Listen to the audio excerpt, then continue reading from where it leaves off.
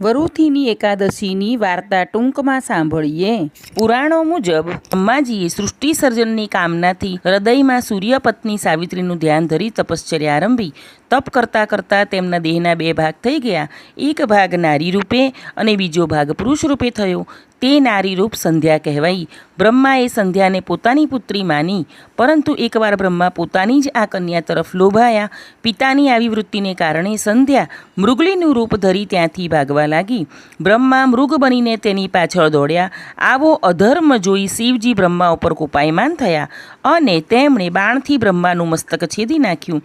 તે પછી શિવજીએ આ બ્રહ્મહત્યાના પાપથી મુક્ત થવા વરુથીની એકાદશીનું વ્રત કર્યું. તેથી બ્રહ્મહત્યાના પાપમાંથી તેઓ મુક્ત થયા. પુરાણકારોએ કન્યા વિક્રયનો નિષેધ કર્યો છે. આ વ્રત કરનારને સુવર્ણદાન, અન્નદાન અને કન્યાદાન સમાન પુણ્ય મળે છે. ચેનલને સબસ્ક્રાઈબ કરજો.